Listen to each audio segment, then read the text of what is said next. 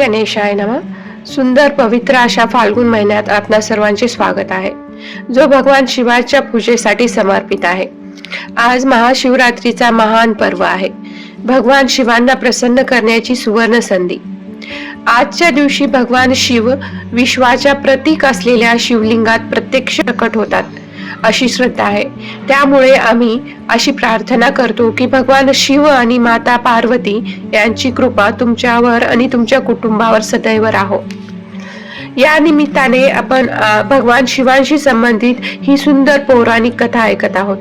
आपण आपली फाल्गुन महिन्याची कथा मालिका सुरू ठेवूया आणि आजची फाल्गुन महिन्याची कथा ऐकूया. चला तर मग आजची कथा सुरू करूया. राजा नहुषाच्या पतनानंतर ना त्याला मृत्यूलोकात स्थान मिळाले ना स्वर्गात. महापुरुषांचा अपमान केल्यामुळे त्याचे सर्व पुण्य क्षणात नष्ट झाले आणि पुन्हा स्वर्ग लोकात अराजकता पसरली. संपूर्ण पृथ्वीवर इंद्राच्या सिंहासनावर बसविण्यास दुसरा कोणताही यज्ञ करता राजा दिसत नव्हता. त्यामुळे सर्व देव आणि ऋषी पुन्हा चिंतेत पडले. तेव्हा सची देवीने धर्मयुक्त आणि अर्थयुक्त वाणीने सांगितले, हे गुरुदेव बृहस्पती आणि देवगण, चिंता करू नका. आपण जिथे आपले स्वामी इंद्र आहेत तेथे जाऊया.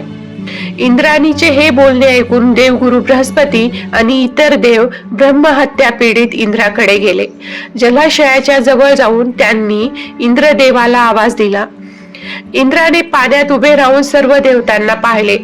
इंद्र पाण्यात उभे राहून तपश्चर्या करत होते आणि ते म्हणाले, तुम्ही सर्वजण येथे का आला आहात? मी येथे एकटा पाण्यात राहून तपश्चर्या करत आहे. मी माझ्या पाप कर्माचे प्रायश्चित्त घेत आहे. मी ब्रह्महत्येच्या पापाने ग्रस्त झालो आहे. मी अमरावतीला येऊ शकत नाही. देवांनी सांगितले की विश्वकर्म्याचा पुत्र विश्वरूप असा यज्ञ करीत होता ज्यामुळे देवांचा नाश झाला असता. म्हणूनच लोककल्याणासाठी इंद्राने त्याचा वध केला. तेव्हा ब्रह्महत्येचे पाप स्वतः प्रकट झाले आणि म्हणाले, मी इंद्राला अमरावतीला जाऊ देणार नाही. बृहस्पती अचानक म्हणाले, हे ब्रह्महत्ये, आम्ही तुझ्यासाठी दुसरे स्थान ठरवतो. त्यावेळी गुरुदेवांच्या बोलण्यावरून ब्रह्महत्या शांत झाली. देवांनी विचार करून ब्रह्महत्येचे 4 भाग केले. प्रथम ते पृथ्वीला म्हणाले, हे देवी, देवतांच्या कार्यसिद्धीसाठी तुम्ही ब्रह्महत्येचा एक अंश स्वीकारा.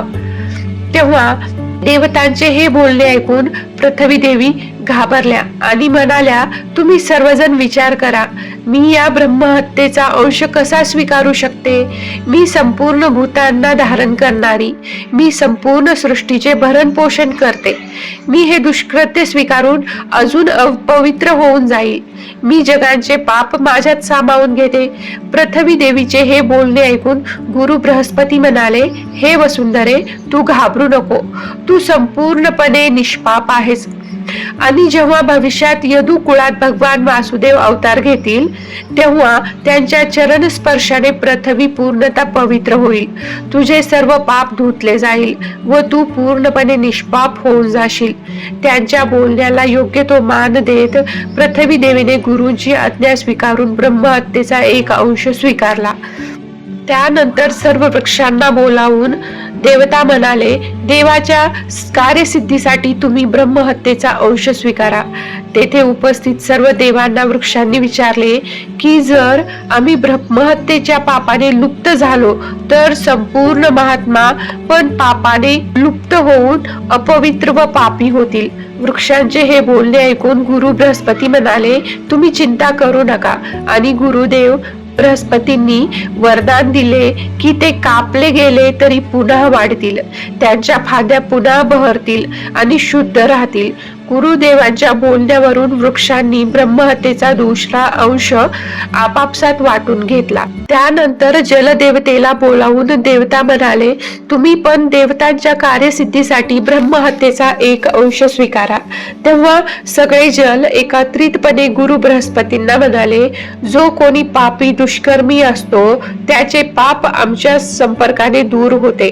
जलपान, स्नान, शौच इत्यादी कर्माद्वारे अपवित्रही तेही पवित्र होतात, परंतु ब्रह्महत्येचा अंश स्वीकारल्याने तर आमची सर्व शक्ती नष्ट होऊन जाईल. मग आम्ही काय करायचे असे म्हणत जलाने आपली भीती व्यक्त केली. तेव्हा बृहस्पती म्हणाले की तुम्ही दुसऱ्या पापाच्या विचाराने घाबरू नका. आणि त्यांनाही वर दिला की जगातील सर्व प्राणी जलाने सदैव पवित्र होत राहतील. गुरुदेवांच्या बोलण्यावरून जलाने ब्रह्महत्येचा तिसरा अंश आपापसात वाटून घेतला. त्यानंतर स्त्रियांना बोलून गुरु बृहस्पती म्हणाले, देवतांच्या कार्यसिद्धीसाठी तुम्ही ब्रह्महत्येचा एक अंश स्वीकारा.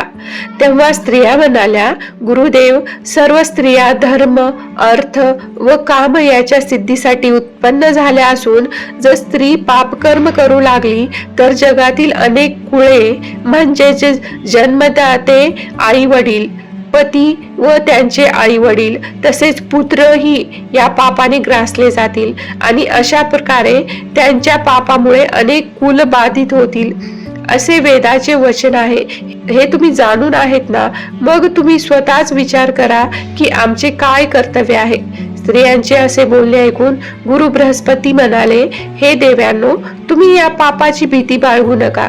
आणि त्यांनाही वरदान दिले की तुम्ही स्वीकारलेला हा अंश भविष्यात शुभ फल देणारा ठरेल आणि त्यांना इच्छित सौख्य प्राप्त होईल. अशा प्रकारे ब्रह्महत्येचे 4 भाग झाले आणि ते अंश निश्चित केलेल्या ठिकाणी जाऊन स्थायिक झाले. आणि अशा प्रकारे देवराज इंद्राचे पाप नष्ट झाले व ते सर्वथा पापमुक्त झाले.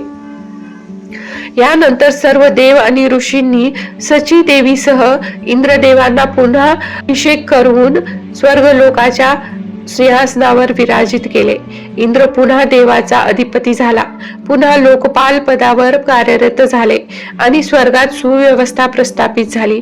सर्वजण खूप आनंदी व उल्हासित होते.